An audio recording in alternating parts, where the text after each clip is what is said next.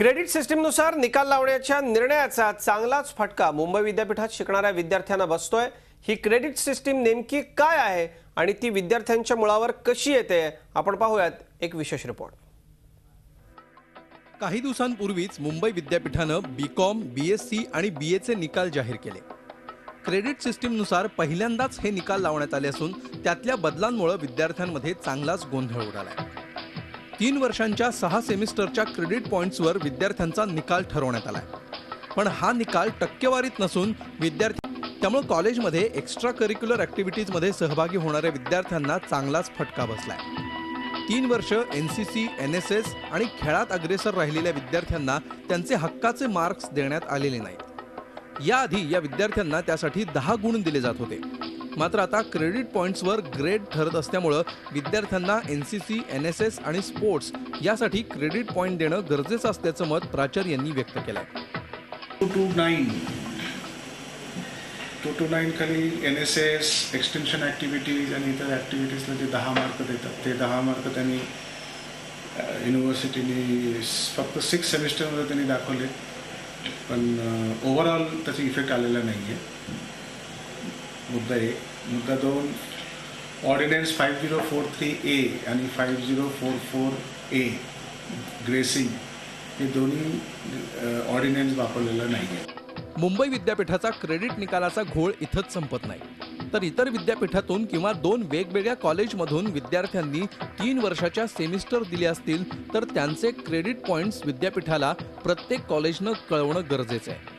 पण कॉलेजेसमध्ये तसा समन्वय नसल्यामुळे हजारो विद्यार्थ्यांचे निकाल विद्यापीठानं राखून ठेवले। ज्या काही मुलांनी सेकंड किंवा थर्ड इयरला ॲडमिशन्स घेतलेले आहेत वेगवेगळ्या कॉलेजमध्ये, म्हणजे पहिल्यापासून ते त्या कॉलेजमध्ये नाही आहेत, तर अशा मुलांचे जे आधीच्या सेमिस्टरचे क्रेडिट्स किंवा जे मार्क आहेत ते MKCLच्या साईटवरती अपलोड करायला लागत आहेत, कारण त्यांचा जो फायनल इयरचा जो रिझल्ट आहे तो सगळे 6 सेमिस्टर आहेत त्या 6 सेमिस्टरवरती बेस्ड आहे। त्यामुळे जर आधीच्या त्यांच्या सेमिस्टरचे जर रिझल्ट्स क्लिअर नसतील, म्हणजे जर अपलोड केले गेले नसतील, त्या कॉलेजने काही कारणाने ते अपलोड केले नसतील किंवा काही साईटमध्ये प्रॉब्लेम होते म्हणून जे राहिलेले आहेत, तर अशा मुलांचे रिझल्ट बऱ्याच जणांचे मला वाटते विद्यापीठाला रिझर्वमध्ये ठेवायला लागले, कारण त्या मुलांचे सगळे 6 सेमिस्टरचे मार्क त्यांना मार्कशीटवरती छापायचे असतात। विद्यार्थ्यांना क्लास इम्प्रूव्हमेंटसाठी ग्रेस मार्क देखील दिले जात होते, मात्र नव्या क्रेडिट सिस्टीममुळे तेही आता मिळत नाहीये। त्यामुळे क्रेडिटचा हा घोळ विद्यार्थ्यांवर अन्यायकारक तर ठरत नाही ना? अन्य विद्यापीठ आणि कॉलेजमधून आलेल्या विद्यार्थ्यांचं काय करायचं याचा निर्णय मुंबई विद्यापीठानं क्रेडिट सिस्टीम लागू करण्यापूर्वी का घेतला नाही असे प्रश्न या निमित्तानं निर्माण होत आहेत। सुनील महाडेश्वरसह दीपाली जगताप पाटील, झी मीडिया, मुंबई।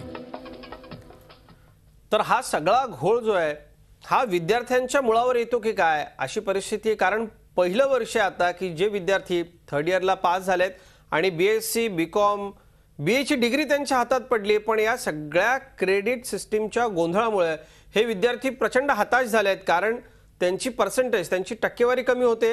एनएसएस, एनसीसीच्या गुणांचं काय झालं हेच या विद्यार्थ्यांना कळत नाही आहे आणि ह्या अत्यंत महत्त्वाच्या विषयावरती आपण बोलणार आहोत। हजारो विद्यार्थ्यांशी संबंधित हा प्रश्न आहे। आपल्याबरोबर आपल्या स्टुडिओमध्ये मानस बर्वे आहे, मुंबई विद्यापीठाचा विद्यार्थी, आणि फोनलाईनवरून अतुल साळुंखे आहेत, ते एनएसएसचे संपर्क प्रमुख आहेत महाराष्ट्र राज्याचे। आपल्या दोघांचंही स्वागत आहे चर्चेमध्ये। सर्वप्रथम मानस, मी तुझ्याकडे येतो। या हजारो विद्यार्थ्यांचा प्रतिनिधी म्हणून आम्ही तुला आमच्या स्टुडिओमध्ये आज बोलवलंय। नेमका काय गोंधळ होतोय, काय नेमकी अडचण आहे? या क्रेडिट पॉलिसीचं विद्यार्थ्यांच्या समोर मोठं प्रश्नचिन्ह आहे।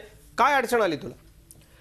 अडचण बघायची झाली तर जेव्हा आम्ही एनएसएस साठी 120 तास काम करतो त्याच्यानंतर अशी साधारण अपेक्षा असते की 120 तास केल्यानंतर 10 मार्क जे मिळायला पाहिजेत ते मार्कशीट मध्ये दिसत नाहीयेत आणि ते ऍड झालेत की नाहीत हे कळत नाही। ते ऍड झाले नाहीत असं आम्ही समजून चाललेलो होतो आता। त्याच्यामुळे आमचे पर्सेंटेज म्हणा किंवा आमची आता ग्रेड पद्धत त्यांनी क्रेडिटमध्ये चालू केली आहे, तर त्या ग्रेड पद्धतीमध्ये माझी ओ ग्रेड होऊ शकते जर 10 मार्कांमुळे, तर ती ओ ग्रेड माझी 10 मार्कांमुळे होत नाही, कारण मला एनएसएसचे किंवा बाकीच्या गोष्टींचे मार्क मिळत नाहीयेत। आणि अजून तसं बघायला गेलं तर काहीच क्लिअर चित्र आमच्या हातात आता अजून मार्कशीट आमच्या हातात अजून आली नाहीये। त्याच्यामुळे आमची आधीची जी सेमिस्टर झाली आणि आत्ताची सेमिस्टर झाली याच्यातला नक्की काय प्रकार आहे हा आमच्या अजून काहीच लक्षात आलेला नाही, आणि त्याच्यात हे मार्कांचं पण आता नवीन प्रकरण आमच्या समोर दिसतंय। म्हणजे ओ, ए, बी, सी, डी, ई, एफ या सगळ्या अशा ग्रेड्स आहेत सर्वोत्तम ग्रेड ओ ग्रेड मानस तुला मिळू शकली असती, जी तुला आता मिळताना दिसत नाहीये. तृतीय वर्ष तुझं संपलं, BSc ची डिग्री तू पास केलीस, मग इतके दिवस विद्यापीठाकडून कुठलाही खुलासा झाला नाही का? पहिल्या वर्षी, दुसऱ्या वर्षी तुम्ही काही विचारण्याची किंवा चौकशी करण्याचा प्रयत्न केला नाही का विद्यापीठाकडे? आम्ही शिक्षकांना विचारत होतो की शिक्षकच विद्यापीठाशी जास्त निगडीत असतात, त्याच्यामुळे शिक्षकांना विचारण्याचा प्रयत्न केला. प्रत्येक वर्षी आम्हाला प्रत्येक वेगवेगळ्या शिक्षकाकडून वेगवेगळ्या पद्धतीचं माहिती मिळत होती. पहिले 2 वर्ष आमची पद्धत थोडी पहिल्या वर्षी पद्धत वेगळी होती, दुसऱ्या वर्षी वेगळी होती आणि तिसऱ्या वर्षी काहीतरी वेगळी पद्धत आम्हाला दिसते. सो आम्हाला चित्र आमच्या समोर सुद्धा काही पूर्ण नाहीये की काय नक्की होतंय, या पद्धती नक्की आम्हाला फायदा होतोय की नाही होते. आपल्याबरोबर NSSचे महाराष्ट्राचे संपर्क प्रमुख अतुल साळुंखे आहेत, आपण त्यांच्याशी बोलूयात. सर, NSSचा विद्यार्थी आहे मानस, आणि मानसची ही सगळी अडचण तुम्ही आता ऐकली असेल. हजारो विद्यार्थी आहेत NSS NCCचे, मुंबई विद्यापीठाचे. आपल्यापर्यंत काय माहिती आहे? आपल्याकडे काय अधिकृत माहिती आहे का? विद्यापीठानं आपल्याशी संपर्क साधून काही कळवलंय? नाही, मी विद्यापीठाच्या संपर्कात आहे. प्रश्न असा आहे की आपण क्रेडिट सिस्टीम न वापरता आपण मार्कांची पद्धत वापरली पूर्वीपासूनच. 10 गुण आपण विद्यार्थ्यांना देत असतो, NSSचा असो, NCCचा असो, स्पोर्ट्स असो की कोणताही असो. तर पूर्वीची पद्धत जी होती ती सेमिस्टर सिस्टीम असताना सुद्धा पहिली 2 वर्ष महाविद्यालय असल्यामुळे हा प्रश्न विद्यार्थ्यांपर्यंत पोहोचला नाही. पण आता जो प्रश्न आलेला दिसतोय आता ह्या मुलाच्या चर्चेवरून, तर त्याच्या मार्कशीटमध्ये दिसत नाहीये, पण प्रत्यक्षामध्ये 10 मार्क आपण हॅश या नावाने NCCचा असेल, NSSचा असेल, स्पोर्ट्सचा असेल तर त्याला आपण देत असतो. ही पहिली गोष्ट. दुसरी गोष्ट, क्रेडिट मिळावं यासाठी आपण प्रयत्न सुरू आहेत. मुंबई विद्यापीठामध्येही मी त्या प्राधिकरणाशी, आता संबंधित प्राधिकरणाशी मी या विषयावर चर्चा केली. त्या प्राधिकरणाशी चर्चा करताना असं लक्षात आलं की रिव्ह्यू कमिटीकडे आपण हे प्लेस केलेलं आहे हा रेकॉर्ड. मुलाला क्रेडिट मिळण्यासाठी UGCने सुद्धा त्या संदर्भामध्ये एक परिपत्रक काढलंय की NSSला हा जो पार्ट आहे तो आता करिक्युलम मध्ये आणायचा आहे. आणि त्यासाठी आपण नॅशनल लेवलचा एक वर्कशॉप मुंबई विद्यापीठामध्येच अलीकडे 6 आणि 7 जूनला घेतलं की इलेक्टिव्ह सब्जेक्ट सुरू करावा आणि विद्यार्थ्याला त्या संदर्भामध्ये क्रेडिट उपलब्ध करून द्यावं म्हणून त्या क्रेडिटच्या बाबतीमध्ये. ती प्रोसेस सुरू झालेली आहे. प्राचार्य ST गडदे यांच्या अध्यक्षतेखाली ती समिती कामही करते आहे आणि प्रो व्हाईस चान्सलर जे मुंबई विद्यापीठाच्या त्यांच्या अंडरमध्ये रिव्ह्यू कमिटी आता याच्यावर विचार करते आहे की मुलांना, खरं तर आपण मार्क सिस्टीम आता अवलंबतोय त्यामुळे मुलांमध्ये जो गैरसमज आता क्रेडिटचा झालेला आहे तो मला थोडासा क्लिअर करावासा वाटतो की आता आपण 10 मार्क देतोय. आणि महाराष्ट्र राज्याचं सुद्धा, महाराष्ट्र शासनाचं सुद्धा धोरण हे की विद्यार्थ्याने काम केलेलं आहे, विद्यार्थी NCC मध्ये असो, NSS मध्ये असो की कल्चरमध्ये त्याचा जो वेळ जातो तो वेळ वाचवण्यासाठी त्याला 10 गुणांचं मार्किंग देणं हे आवश्यक आहे आणि त्या दृष्टिकोनातून आमचे प्रयत्न सुरू आहेत.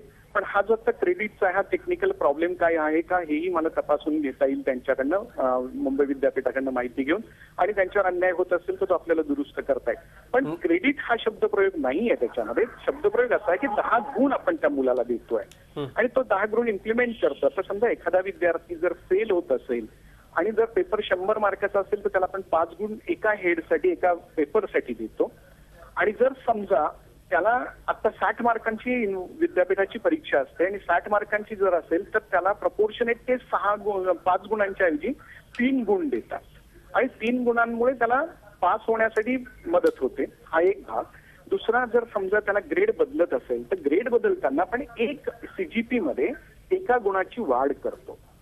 समजा एक एक्झाम्पल म्हणून मी तुम्हाला सांगतो. समजा एखाद्या मुलाला 119 मार्क मिळाले आणि त्याचा 20 क्रेडिटचा त्याचा सिलेबस करिक्युलम आहे, तर 119 गुणिले भागिले 20 असं जर केलं तर तो B ग्रेड मध्ये येतो. आणि NSS NCC यापैकी जर 1 क्रेडिट त्याला आपण दिला तर CGP त्याचा 120 होतो आणि 120 भागिले 20 असं केलं तर तो 6 पॉईंट त्याचे येतात आणि 6 पॉईंट म्हणजे ऑटोमॅटिकली तो A ग्रेड मध्ये कन्वर्ट होतो. आता ह्या विद्यार्थ्याचं म्हणणं आहे की O ग्रेड मिळाली नाहीये तर तो जरा टेक्निकल प्रॉब्लेम काय आहे तो मार्कशीट प्रत्यक्ष हातात. सर लाखो विद्यार्थी आता तुम्हाला ऐकतायत. खरं तर ही अडचण मोठी आहे.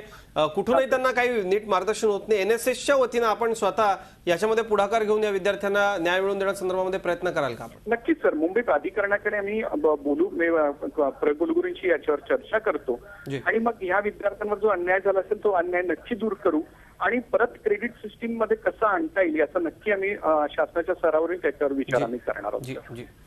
अतुल साळुंके सर, धन्यवाद. आपण बोललात झी 24 तासशी, त्याबद्दल. खरं तर नुसताच या विद्यार्थ्यांची ही अडचण नाहीये, तर जे विद्यार्थी मुंबई विद्यापीठाबाहेरून मुंबई विद्यापीठात येत आहेत किंवा जे विद्यार्थी मुंबई विद्यापीठातून बाहेर जाणार आहेत, त्या विद्यार्थ्यांना नेमकं या सगळ्या संदर्भामध्ये काहीही कळत नाहीये, विद्यापीठाकडून योग्य मार्गदर्शन होत नाहीये. अतुल साळुंखेंनी आश्वासन दिलेलंच आहे, पण आता झी मीडियानं देखील हा मुद्दा लावून धरलेला आहे. विद्यापीठ या सगळ्या संदर्भात गांभीर्यानं लक्ष घालेल आणि या लाखो विद्यार्थ्यांना न्याय मिळवून देईल अशी अपेक्षा आहे. मानस बर्वे आपल्याबरोबर होता. मानस, सगळ्या विद्यार्थ्यांच्या वतीनं तू इथं बाजू मांडलीस, तुझे खूप खूप धन्यवाद. झी 24 तास रहा एक पाऊल पुढे.